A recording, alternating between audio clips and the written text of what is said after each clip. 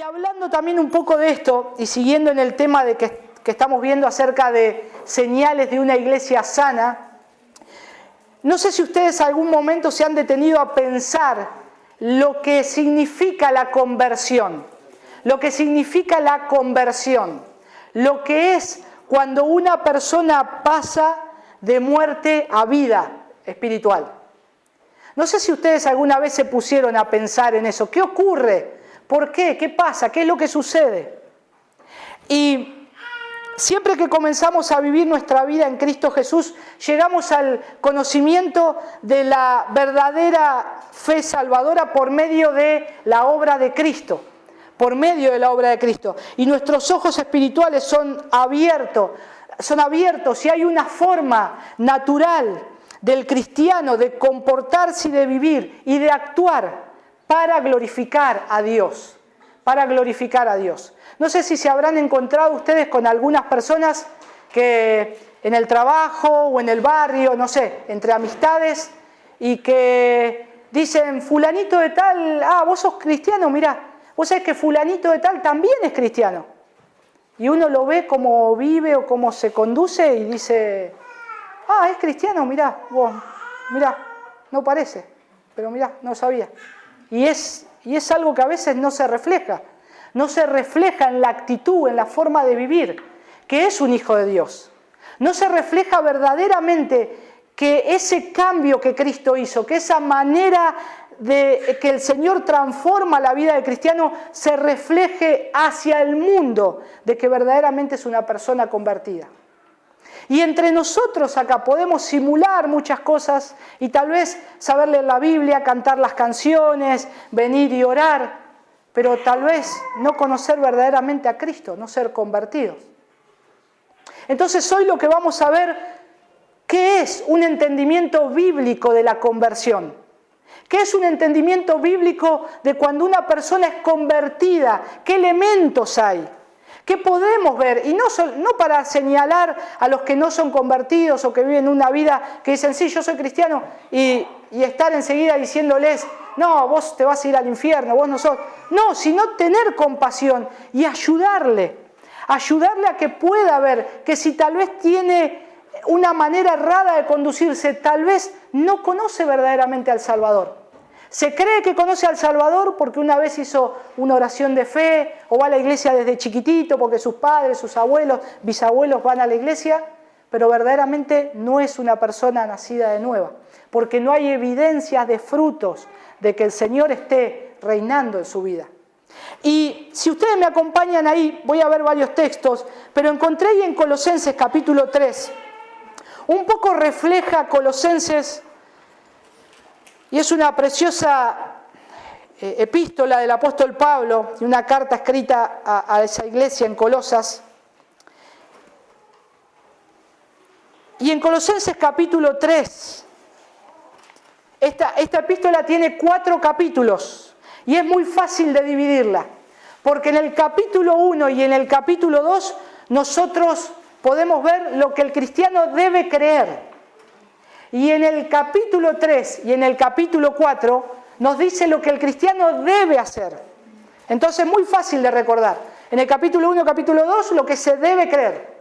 Y en el capítulo 3 y 4 lo que se debe hacer. Podríamos hacerlo así. Y acá vamos a ver lo que el cristiano debe hacer. Perdón, les dije capítulo 3, es capítulo 1. Capítulo 1, discúlpeme. Lo tengo bien acá en la hoja. Capítulo 1 a partir del versículo 3. Dice, damos gracias a Dios, Pablo está orando ahí, siempre orando por vosotros, damos gracias a Dios Padre de nuestro Señor Jesucristo, habiendo oído de vuestra fe en Cristo Jesús y del amor que tenéis a todos los santos, a causa de la esperanza que os está guardada en los cielos, de la cual ya habéis oído por la palabra verdadera del Evangelio, que ha llegado hasta vosotros, así como a todo el mundo, y lleva fruto y crece también en vosotros, desde el día que oísteis y conocisteis la gracia de Dios en verdad, como lo habéis aprendido de Epafras, nuestro consiervo amado, que es un fiel ministro de Cristo para vosotros, quien también nos ha declarado vuestro amor en el Espíritu, por lo cual también nosotros, desde el día que lo oímos, a Epafras, por supuesto, ¿no? Lo que le decía. No cesamos de orar por vosotros y de pedir que seáis llenos del conocimiento de su voluntad, en toda sabiduría e inteligencia espiritual, para que andéis como es digno del Señor. Ahí está lo que Pablo oraba, lo que el cristiano tiene que andar y tiene que hacer, como es digno del Señor, agradándole en todo, llevando fruto en toda buena obra y creciendo en el conocimiento de Dios, fortalecidos con todo poder, conforme a la potencia de su gloria, para toda paciencia y longanimidad. Esto es perseverancia. Con gozo, dando gracias al Padre, que nos hizo aptos para participar de la herencia de los santos en luz, el cual nos ha librado de la potestad de las tinieblas y trasladado al reino de su amado Hijo, en quien tenemos redención por su sangre, el perdón de pecados. Y esta es una oración modelo de Pablo, pero podríamos citar otras oraciones. En Efesios también hace algunas oraciones el apóstol Pablo en el capítulo 1 y en el capítulo 3, que son un ejemplo de cómo se puede alentar, cómo puede ser alentado el cristiano a que pueda crecer en esta fe. Pero acá él estaba agradecido por Dios por el progreso de los colosenses. Él estaba dando gracias porque ellos estaban demostrando que verdaderamente eran hijos de Dios. Verdaderamente ellos iban creciendo en esta fe, iban progresando, pero él deseaba también que crecieran en su comprensión y en su conducta piadosa. Era la oración del apóstol Pablo, que si fueron llamados por Dios y que si fueron convertidos verdaderamente, ellos crezcan en esta gracia, crezcan en la gracia salvadora del Señor. Y bueno, y nosotros también podemos ver que él pudo haber querido también que sus lectores usaran esta oración como una oración modelo, como un ejemplo de lo que él oraba, porque era Pablo le estaba diciendo, yo oro estas cosas. Entonces ellos estaban siendo animados a que también oren entre ustedes estas cosas, para que crezcan y avancen en el conocimiento de Dios. Y esto era lo que los hermanos en Colosas estaban viviendo y debían conducirse una vez que ellos llegaron a Cristo en arrepentimiento y fe, como hemos hecho algunos de nosotros o cada uno de nosotros. Llegamos a Cristo en arrepentimiento y fe, como dice acá en el versículo 13, los libró de la potestad de las tinieblas y los trasladó al reino de su amado Hijo. Los libró de las tinieblas y los trasladó al reino de su amado Hijo. De su amado Hijo. Y lo que Pablo dice acá y lo que dice en Colosenses es el mensaje del Evangelio, del poder de Dios obrando en la vida del creyente. Y hermanos, el mensaje del Evangelio acá, como lo está orando Pablo y que dice que él los libró del dominio de las tinieblas, no le está diciendo al hombre que debe él cambiarse. No es el mensaje de Pablo, cambiate, transformate, reformate. Ese no es el mensaje del apóstol Pablo, sino que según las Escrituras, él les decían, tienen que creer en el Señor Jesús. Tienen que llegar a Él en arrepentimiento y fe. Ese era el mensaje del apóstol Pablo, ese es el mensaje de los apóstoles, ese es el mensaje de Cristo. Si ustedes buscan ahí en Marcos, capítulo 1, versículo 15, ¿qué dijo nuestro Señor? Marcos capítulo 1, versículo 15. Dice, diciendo el tiempo se ha cumplido, este era Juan el Bautista, arrepentíos. El tiempo se ha cumplido y el reino de Dios se ha acercado. Arrepentíos y creed en el Evangelio. Creed en el Evangelio. Y este era el mismo mensaje que el apóstol Pablo les estaba diciendo a los colosenses, que ellos tenían que crecer en esa gracia que había sido dada por el Señor. Gracias. Que había sido dada por el Señor. Y en primer lugar, lo que deseo es dar una definición de la conversión. ¿Qué es la conversión? Porque entre nosotros en la jerga, podríamos decir evangélica, conocemos lo que es una persona convertida. Si hablamos con uno del mundo y le decimos, ¿y vos sabés si el vecino es convertido? Y va a decir, ¿convertido a qué? ¿Qué es? ¿Qué significa eso? No saben. ¿Convertido a qué? Entre nosotros sí sabemos lo que significa ser convertido. Pero ahora, en el concepto, en la teoría lo sabemos, pero en el concepto de vivir la vida de un convertido, a veces no tenemos mucha idea. Porque creemos que es convertida una persona solamente por asistir a un lugar o asistir a la iglesia. Ahora quiero dar una definición de lo que es la conversión, para luego entrar en la acción, en lo que debe hacer un cristiano que verdaderamente es convertido. Y en último lugar, quiero dejarnos unos consejos para aquellos que, si no son convertidos, puedan arrepentirse y creer en Cristo, y si somos convertidos, cómo debemos andar. Pero hay dos cosas absolutamente necesarias para la salvación de todos los hombres y de las mujeres en toda la tierra. Y es necesario que estos conceptos los tengamos en claro. La primera es la obra mediadora de Cristo. Lo primero que necesitamos conocer es que tiene que haber para la salvación una obra mediadora de Cristo, por medio de su obra, por nosotros. Y ahí podemos ver lo que es su expiación, el cumplimiento que Él hizo por el pecado, su intercesión. Esas tres cosas son importantes. Su expiación, el cumplimiento que Él hizo por el pecado y su intercesión. Pero la otra cosa que es necesaria saber para tener una buena definición de lo que es el cristiano es la conversión del cristiano. La obra, puede ser la obra, o diríamos la obra de conversión del Espíritu en nosotros. Cómo Dios obra efectivamente en aquel que llama y comienza a transformarlo por su gracia y por su poder. Por su gracia y por su poder. Su gracia que va guiando al cristiano, que lo va renovando y que lo va santificando progresivamente. Y esas son cosas esenciales. Son cosas esenciales. Tenemos que contar, tanto entonces podríamos decir, con un título para ir al cielo, como con un corazón para poder ir a ese lugar. Tenemos que contar con un título, es la obra de Cristo, la gracia de Cristo, la expiación. Ahora tiene que haber un corazón para poder ir a ese lugar, y eso es la conversión. La obra de santificación que el Señor hace progresivamente en aquellos que Él salva por su gracia. Y eso es elemental para saber. Y un interés en Cristo y en la conversión es absolutamente necesario. Sin esto nadie puede ser salvo. Entonces vamos a entrar en la definición. Según el diccionario, una definición sencilla de lo que es la conversión. Es una transformación o cambio de una cosa en otra distinta. Es una transformación o cambio de una cosa en otra distinta. Pero yo ahí agarré el diccionario de la Real Academia Española.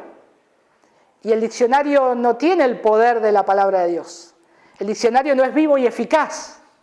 ¿Qué definición podríamos dar de lo que es la conversión de acuerdo a lo que dice la palabra de Dios? Bueno, puedo comenzar con un texto que ahí encontré y a ver si ustedes están de acuerdo. 2 Corintios 5, 17. La Real Academia Española dice que es una transformación o un cambio de una cosa en otra distinta. ¿Qué dice la palabra de Dios? 2 Corintios 5, 17. De modo que si alguno está en Cristo, nueva criatura es. Las cosas viejas pasaron y aquí todas son hechas nuevas. Es parecido, ¿no? Pero la palabra de Dios tiene poder. La palabra de Dios, cuando leemos esto, me dice que cuando habla de alguien que es nueva criatura, es alguien que debe ser regenerado. Alguien que debe comenzar con un cambio, es algo nuevo, es una nueva creación. Eso es lo que significa la palabra nueva. Regenerado, nueva creación, es algo hecho nuevo. Es algo nuevo, no viejo. Y es necesario un gran cambio en todo aquel que ha de ser salvo. Y este cambio se reconoce por señales inequívocas. Ahora hay preguntas. ¿Por qué? ¿Por qué tiene que haber señales inequívocas en la vida de aquel que conoce a Cristo y que es convertido, que es una nueva criatura? ¿Por qué? Porque dice ahí que las cosas viejas, ¿qué son las cosas viejas? Que no se usan más, que pasaron, que ya está, no son necesarias. No necesitamos. Son cosas viejas que ya no se deben usar, se tienen que desechar, tirar. Esas cosas pasaron y ahora hay cosas nuevas. Hay cosas nuevas. Por eso no se puede poner un remiendo y un parche en un vestido, porque se va estirando ese vestido nuevo, se va estirando y se va rompiendo y rompiendo y rompiendo. El Señor hace nueva todas las cosas. El Señor hace nueva todas las cosas. Y Él es el que obra en la vida del cristiano. Y Él es el que obra en nuestras vidas haciendo nuevas todas las cosas.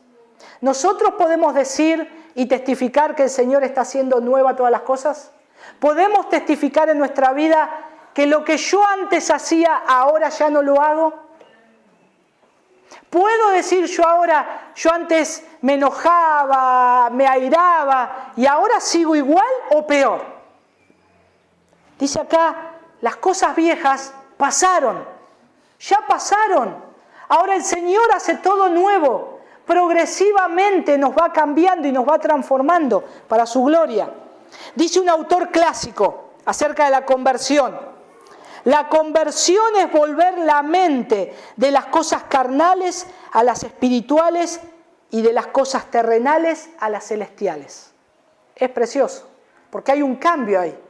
Es volver la mente de las cosas carnales a las espirituales y de las cosas terrenales a las celestiales.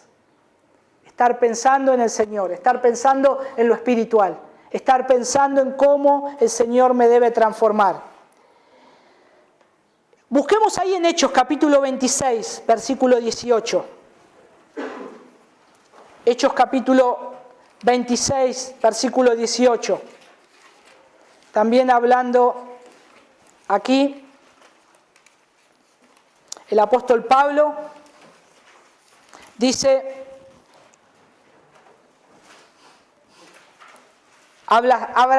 está hablando acerca de la conversión de él. Y entonces dice que el Señor, cuando se le apareció, dice, para que abras sus ojos a fin de que se vuelvan de la oscuridad a la luz y del dominio de Satanás a Dios, para que reciban por la fe en mí el perdón de pecados y herencia entre los que han sido santificados. La conversión entonces radica en que un hombre pase de las tinieblas a la luz. Pase de las tinieblas, se vuelva de las tinieblas a la luz. Y el apóstol dice que él fue enviado por Cristo a los gentiles como ministro del Evangelio, ¿para qué? Para que se conviertan de las tinieblas a la luz. Para que haya una conversión en esas personas. No un movimiento popular que siga el movimiento de Jesús. No, sino que una verdadera vida espiritual, una transformación, un cambio, una conversión. Y eso Pablo lo tenía muy en claro. Dice un puritano respecto a este texto, cuando habla de la conversión, que cuando dice el texto que la conversión, que radica que el hombre se vuelva de las tinieblas a la luz. Y es importante, dice, Satanás tiene gran poder sobre los hombres en su estado inconverso. Su asiento está en sus corazones, que son el palacio en el que reina. Obra eficazmente con gran poder y energía, y en los hijos de desobediencia, despertando sus lujurias y corrupciones, sugiriendo cosas impías a sus mentes y tentándoles a hacerlas. Hace todo lo que puede para mantenerlos en su ceguera e ignorancia natural, y aumenta dicha ceguera e ignorancia, impidiendo que escuchen el Evangelio y que los beneficie, no sea que la luz brille en sus mentes. Sigue diciendo, los cautiva y los lleva cautivo como Él quiere, y ellos se dejan llevar por Él, cometiendo las lascivias de sus padres. Da a entender que no es un pobrecito el hombre, como Satanás lo lleva. No, el hombre se deja, se es arrastrado, le gusta ese estado.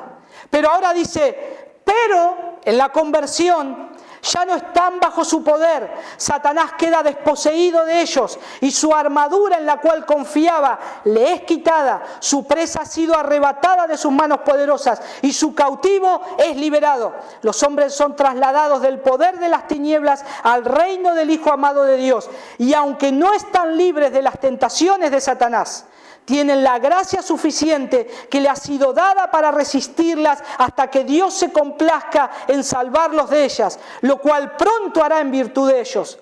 Y como en la conversión son vueltos de él, de Satanás, y vueltos a Dios, los que antes estaban sin enemistados de la vida de él y extraños para él, ahora han vuelto al conocimiento de Dios para amarle, confiar en él y para tener comunión con él. Una preciosa descripción de lo que sucede cuando una persona es cautiva en manos de Satanás. Pero ¿qué sucede cuando ese cautivo es liberado por Dios? Porque Dios es soberano. Dios puede librar, Dios vino para liberar a los cautivos. Y Él hace que ese cautivo pase de las tinieblas a la luz. Y ahora puede ver al Señor y gozarse y crecer en la gracia del Señor y amarle y luchar con sus pecados, pero ahora de rodillas y pidiéndole a su soberano Señor que lo ayude, porque de esa manera fue salvo. La conversión radica en volver a los hombres de los ídolos para servir al Dios viviente. También la conversión radica en que el hombre se vuelva al Señor activamente bajo la influencia de su gracia divina. Todo esto podemos verlo también en Pablo predicando en alguna de las cartas, también ahí en Hechos, en 2 de Corintios.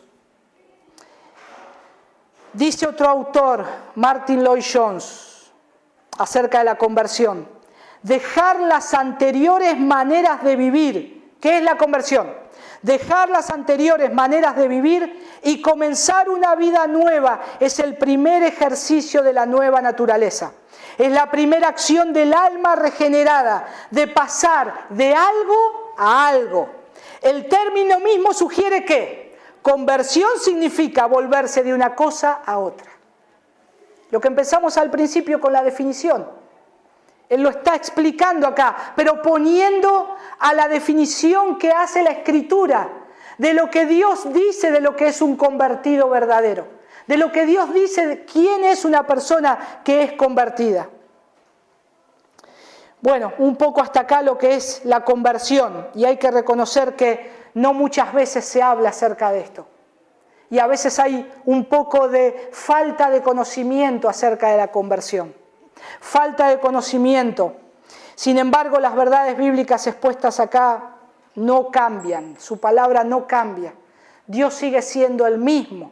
Dios sigue exigiendo lo mismo, su gloria y su adoración. Y la misma manera para llegar a Él, para conocerle a Él, es por medio del arrepentimiento y la fe en Cristo. Es la única manera de llegar a Él. Creo que estuvimos viendo un poco eso con el Evangelio, ¿no? Con lo que son las buenas nuevas. En segundo lugar, entonces, ahora pasamos a nuestro segundo encabezado. ¿Cuál es la acción del hombre? ¿Cómo llega a ese arrepentimiento y fe? Bueno, en la confesión de fe, comienza con el llamado bíblico del arrepentimiento y fe. Habla acerca del arrepentimiento y la fe. Como Jesús mandó al comienzo de su ministerio. Ahí cuando nosotros también veíamos en Marcos capítulo 1, versículo 15. Arrepentíos y creed en el Evangelio. Ahora si nosotros vamos ahí a Lucas capítulo 24.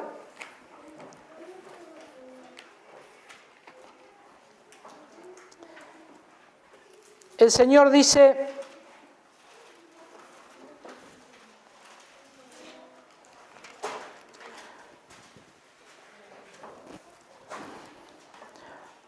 Lucas 24, el versículo, ya les digo,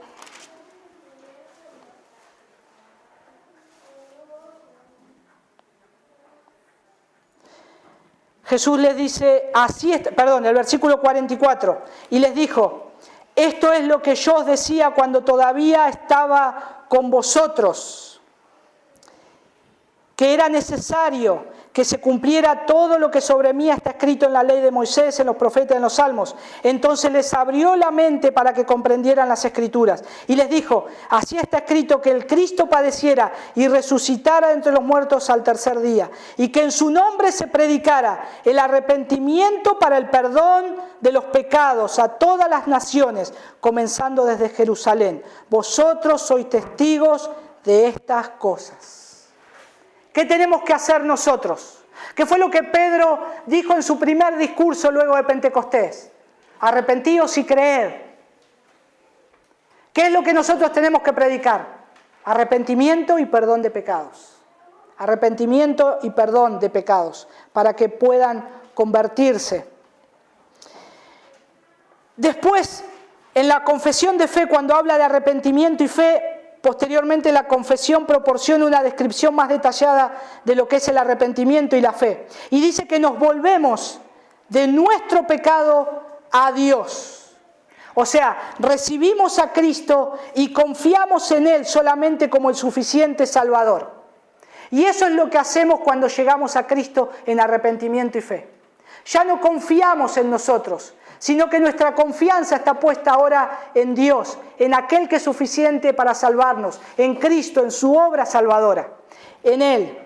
Y nosotros podemos ver que el Nuevo Testamento también está lleno de pecadores que abandonan su pecado y reciben a Cristo y confían en Él. ¿Se acuerdan en Leví, el recaudador de impuestos? Él dejó lo que estaba haciendo. Él dejó lo que estaba haciendo, dejó su negocio para seguir a Cristo. ¿Recuerdan la mujer del pozo? La que Jesús le pide agua. Jesús le habla acerca de quién era Él. Y ella deja lo que está haciendo y se dedica a seguir al Señor o a buscar al Señor y a hablar del Señor. O el centurión romano, o Pedro, o Santiago, o Juan. O el mismo apóstol Pablo, que era lo que era Pablo antes, perseguidor de la iglesia. Y después, ¿en qué se volvió? En alguien que edificaba la iglesia. Antes traía a la gente, los arrastraba para matarlos, ahora comienza a amarlos y a edificarlos, y que por medio de la palabra de Cristo las iglesias reciban el Evangelio y crezcan en la fe. Eso es lo que es la conversión, lo que hace en la vida de un cristiano. Es pasar de una cosa a otra, es volverse de lo que antes hacía, ahora a estar sirviendo al Dios vivo y verdadero. Y esas son señales inequívocas. Entonces vemos que no se trata de recitar un credo, no es hacer una oración, tampoco es una conversación, no consiste en convertirse en algo, un fanático de Jesús, un seguidor de Jesús porque soy un militante de Jesús. No, lo que es la conversión, lo que nosotros estamos viendo es que nos volvemos de nuestro pecado a Dios y recibimos a Cristo y confiamos en Él solamente como el suficiente Salvador. Entonces podríamos decir que la conversión es cambiar toda nuestra vida pasando de una justicia propia a la justificación de Cristo, de la autonomía al gobierno de Dios, de la adoración a ídolos a la adoración a Dios. Eso es una buena definición de la conversión. Veamos ahí en 1 Tesalonicenses capítulo 1, por favor, versículos 9 y 10.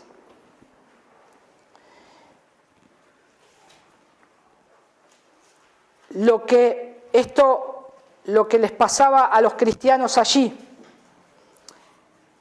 Pablo está contando y dice, porque ellos mismos cuentan de nosotros la manera en que nos recibisteis y cómo os convertisteis de los ídolos a Dios, para servir al Dios vivo y verdadero y esperar de los cielos a su Hijo, el cual resucitó de los muertos, a Jesús, quien nos libra de la ira venidera. Y acá podemos ver que el arrepentimiento, en el caso de los tesalonicenses, se manifestó en el hecho de que se apartaron de los ídolos para servir al Dios viviente. ¿Ven cómo pasan de una cosa a otra? Ven como una persona convertida, antes era una cosa y ahora verdaderamente es otra. Hay un cambio, tiene que haber un cambio, sí o sí. Era su idolatría lo que caracterizaba la evidencia de su enemistad con Dios. Y era el arrepentimiento de esta enemistad la prueba de la autenticidad de su fe y esperanza. Porque acá está diciendo, ¿cómo os convertiste de los ídolos a Dios? Para servir al Dios vivo y verdadero. Y a su vez para estar recibiendo la gloria del Señor. Acá hay algo, y estamos hablando del arrepentimiento, un poco. Y acá hay otra definición del arrepentimiento. Y yo creo que esta es la mejor definición de arrepentimiento que se haya dado. No encontré otra mejor, que enmarca todo lo que dice la Escritura. Y dice así lo siguiente. Esto lo escribió un puritano. El arrepentimiento para vida es una gracia evangélica por la cual un pecador se aflige por sus pecados y los odia, movido no solo por la vista y el sentimiento del peligro, sino también por lo inmundo y aborrecible de ellos, que son contrarios a la santa naturaleza y a la justa ley de Dios.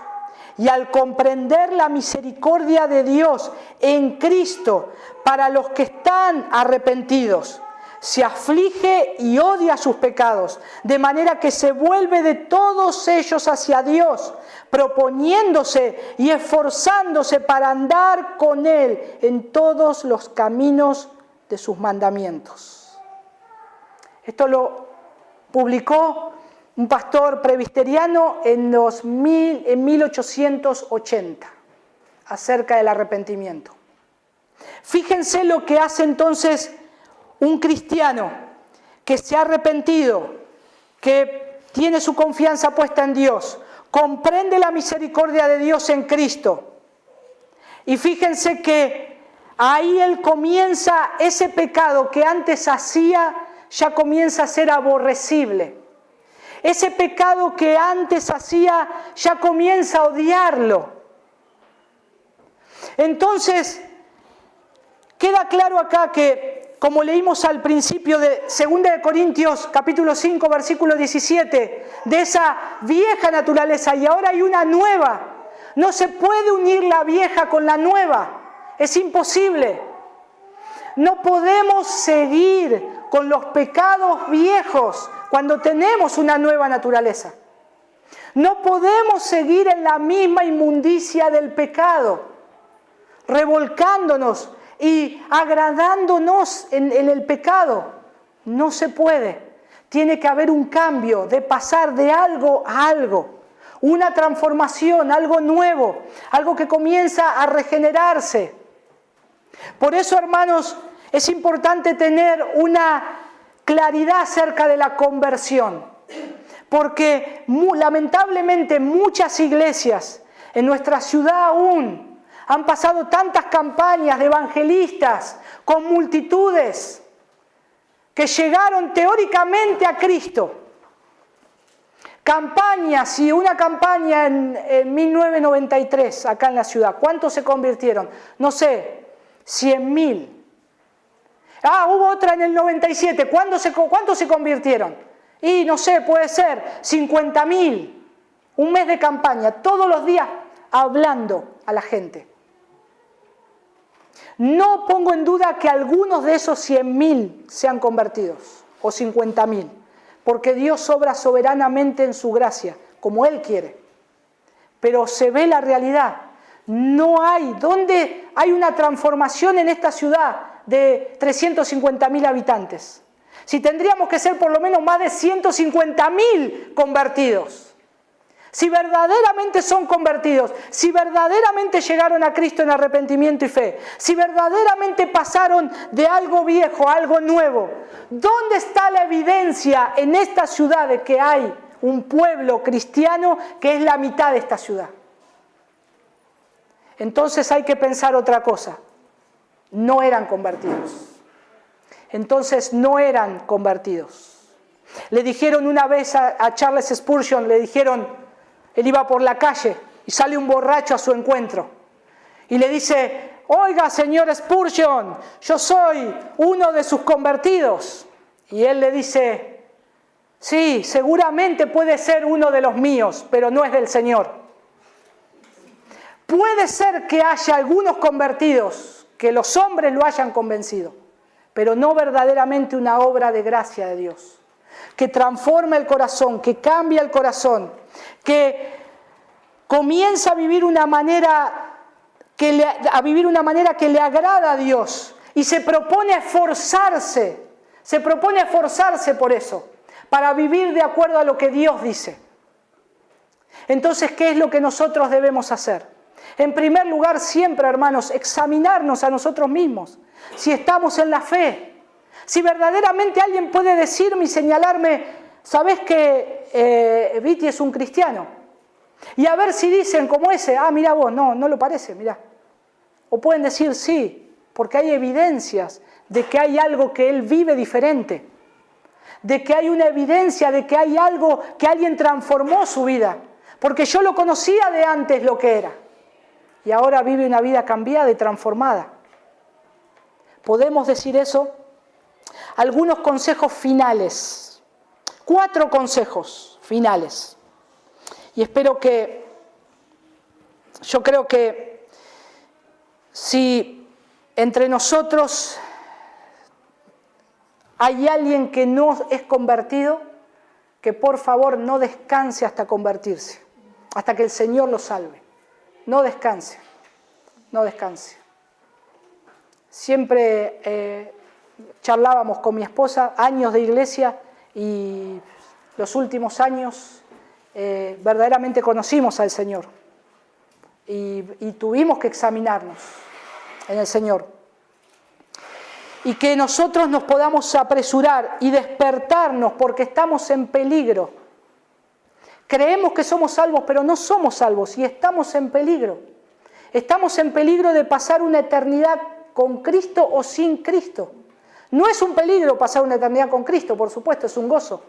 Pero sí es un peligro pasar una eternidad sin Cristo. Y entonces tiene que ser una urgencia y que podamos correr para salvar, o que puedan correr para salvar su vida. Y como la película del peregrino le decía: huye de la ira venidera. Huye de la ira venidera, corre hacia la salvación. Huir de la ira que se aproxima. Entonces, quiero comentar esto a cada hermano y que podamos recordar el tiempo. Si nosotros podemos hoy decir: yo soy diferente a lo que era antes. ¿Soy diferente a lo que era antes? ¿O vivo de la misma manera? Antes yo como era una persona con estas características. Ahora sigo igual. Podamos examinarnos. Y en estos 4 consejos voy a decir acerca, y quiero resaltarlo, que vamos a luchar con el pecado, por supuesto. No estoy diciendo que no nos enojamos más, no, siempre hay una lucha. Pero es muy diferente y nos damos cuenta nosotros. Y el Señor nos dice, y el Señor nos convence de pecado. Y el Señor nos va a llevar a nosotros a preguntarnos si verdaderamente estamos en el Señor o no. En primer lugar, si cree usted que se ha convertido, entonces, por sobre todas las cosas, asegúrese de que su llamado y conversión sean incuestionables. No deje sin resolver ninguna cosa que tenga que ver con su alma inmortal. Esfuércese por tener un testimonio del Espíritu con su Espíritu. ¿Por qué? Porque el Espíritu mismo da testimonio a nuestro Espíritu de que somos hijos de Dios. Y eso proviene de Dios, de que es un hijo de Dios. Y se puede tener seguridad en este mundo. Y la seguridad es algo que vale la pena buscar. Es bueno tener esperanza. Es mucho mejor tener seguridad. Y es importante siempre ver esa certeza de la salvación que tenemos en Cristo. Tener esa seguridad y decir: sí, yo soy salvo. Yo soy salvo porque creo en la obra de Cristo y me he arrepentido y he creído en fe en Él.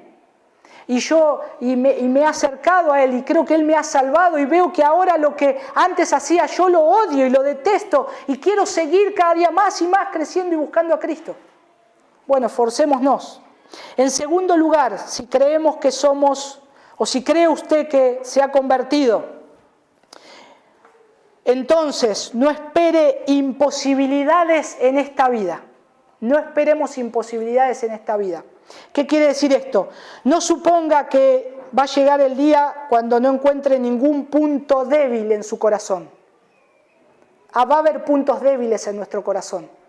No piense que un día van a decir, bueno, yo me voy a dar cuenta que soy convertido cuando pase 3 horas orando todos los días. Siempre vamos a tener luchas para orar. Siempre vamos a tener lucha o divagaciones en las oraciones en privado. Ni tampoco decir, me distraigo, leo la Biblia y me distraigo, no sé, ¿qué pasa? ¿No soy salvo? No. El tema es que vamos a tener imposibilidades, pero yo tengo que esforzarme. Si soy hijo de Dios, me voy a esforzar por estar buscando un tiempo, orando al Señor. Necesito leer tu palabra, Señor. Necesito orar, Señor. Necesito en mi tiempo pasar tiempo contigo. Son imposibilidades que vamos a tener. Bueno, y a veces todas las cosas, ¿no?, que nos pasa, estamos cantando una canción y nos distraemos, nos distraen cosas a nuestros costados y decimos, ¿qué pasa? Me estoy distrayendo, no soy hijo de Dios. Sí, tal vez sos convertido, sos hijo de Dios. Pero ahí está ese punto débil en el corazón, esa debilidad, eso que nosotros tenemos que mortificar. Y una de las cosas que hay que comprender es que la conversión no es perfección. Ser convertido no es ser perfecto.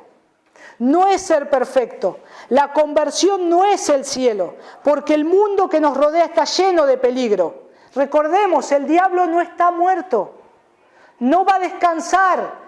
Él siempre va a ponernos trabas, siempre va a querer acosarnos. Está para eso y Dios lo permite. Y gracias al Señor que lo permite. Porque si un día el Señor quitara a Satanás, todos nosotros nos apartaríamos del Señor. Diríamos, Dios, no te necesito, vivo fenómeno, nadie me molesta, ya está.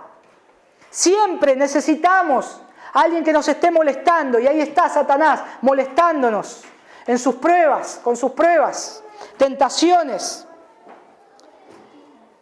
Y recordar que aún en el mejor de los casos un pecador convertido es todavía un pobre y débil pecador que necesita a Cristo cada día.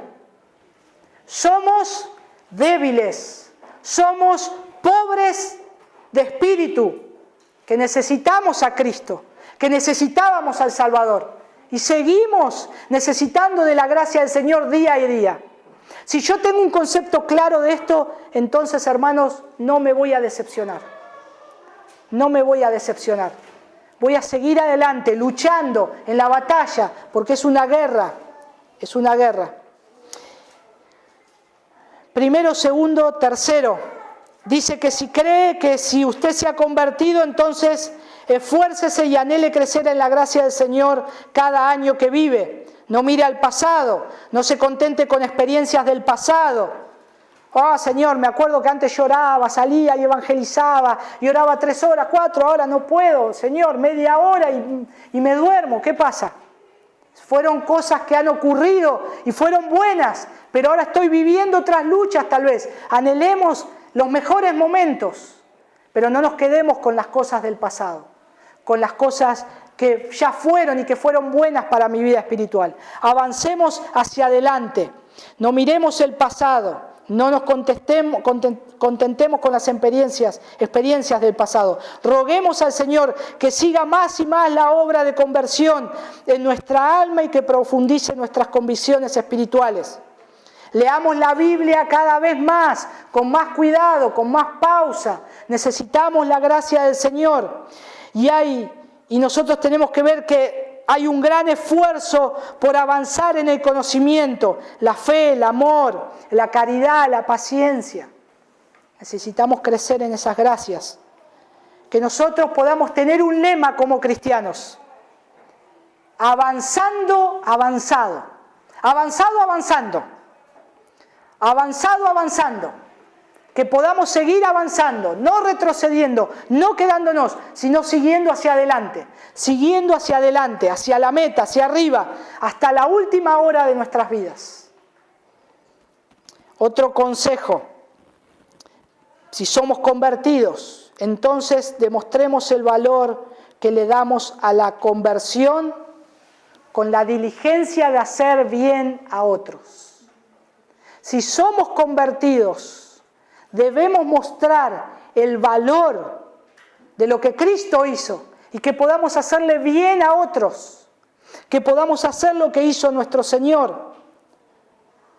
Ahora, ¿realmente se pusieron a pensar o nos pusimos a pensar que es terrible ser un inconverso? ¿Es terrible ser un inconverso? Sí, es terrible. Es terrible ser un inconverso. Ahora, si realmente creemos que la conversión es una bendición indescriptible, si creemos que ser convertido es una bendición indescriptible, entonces demostrémoslo por el celo de hablar a otros, demostrémoslo por el celo de ver de las personas que no son convertidas. Si nosotros decimos que realmente esto es bueno y verdaderamente es una buena vida la que estamos viviendo, si somos convertidos, si estamos gozosos, si vamos camino al cielo, ¿no nos da lamento o tristeza aquel que no lo es? ¿No nos da terror ver que alguien se va deslizando hacia el fuego eterno y no le decimos? Y a veces, hermano, me pongo a pensar, a veces esto es un poco, no sé cómo llamarlo, bizarro. Pensar que soy convertido y yo me quedo bien y estoy bien y el otro se va al infierno, faltaría que me ría. ¿No nos da cosa? ¿No nos da cosa si somos convertidos y que otro no lo sea? Miremos alrededor entonces, tengamos compasión por las multitudes todavía inconversas. No nos contentemos con lograr que vayan a la iglesia, que nosotros sea nuestra meta una total conversión a Dios.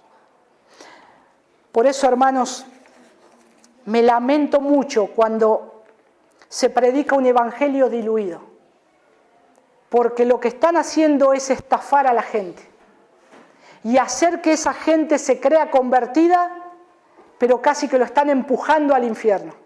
Están parados en la punta del abismo y lo que están haciendo es empujarlos y decirles: sálvate, Cristo te ama.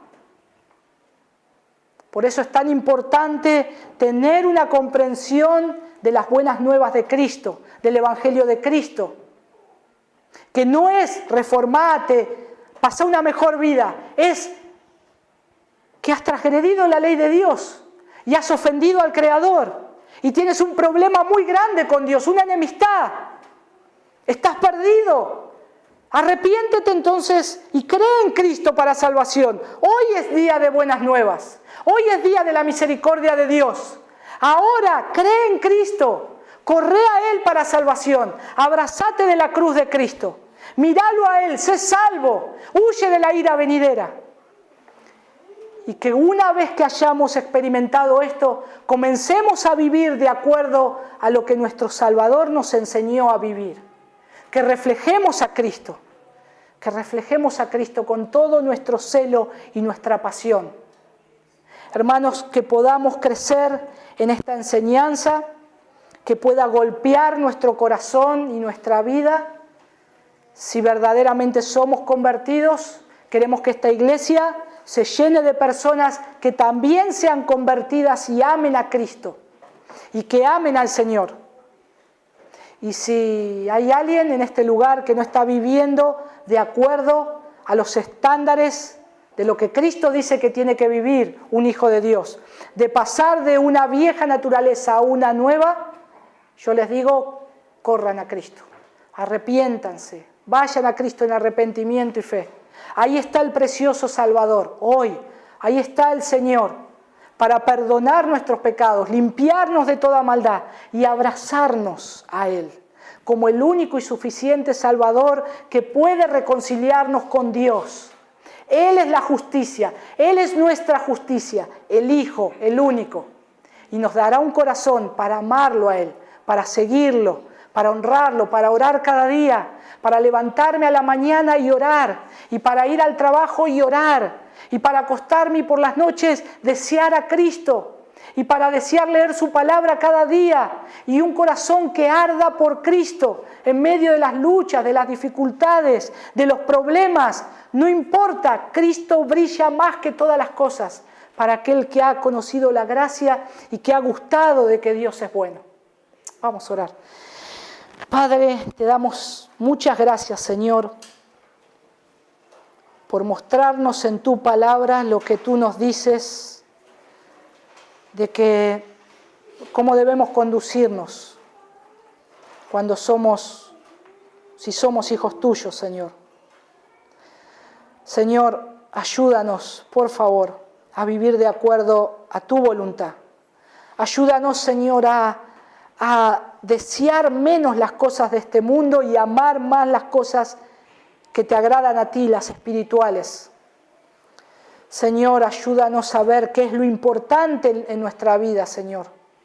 Que no sigamos corriendo tras las cosas pasajeras de este mundo que van a perecer un día, sino que te busquemos a ti, que te miremos a ti como el único tesoro precioso, fuente inagotable, tesoro imperecedero, que ni la polilla ni el orín lo va a corromper. Señor, queremos hacer tesoros en los cielos. Ayúdanos, Señor, a vivir conforme a tu voluntad. Y, Señor, si hay algunos aquí que todavía no han experimentado la gracia salvadora, que lo puedan hacer, Señor. Que este momento, Señor, tu palabra haya penetrado sus corazones y, Señor, que puedan correr a ti para la salvación, Señor. Oramos por nuestros hijos también, Señor. Sabemos que necesitan conocerte urgentemente, Señor. Que también cada día le hablemos, Señor, de la gracia del Salvador, de la obra tuya de enviar a tu Hijo Jesús a morir en la cruz, de las glorias venideras, pero también, Señor, del castigo eterno para todos aquellos que no obedecen a Dios. Gracias, Señor. Gracias por la preciosa obra de tu Hijo Jesús en nosotros. Danos paciencia, Señor. Es una obra sobrenatural en nosotros. Danos paciencia para correr la carrera, Señor. Danos paciencia. Gracias. Gracias, Señor. En el nombre de tu Hijo Jesús pedimos estas cosas. Amén. Amén. Señor les bendiga, hermanos.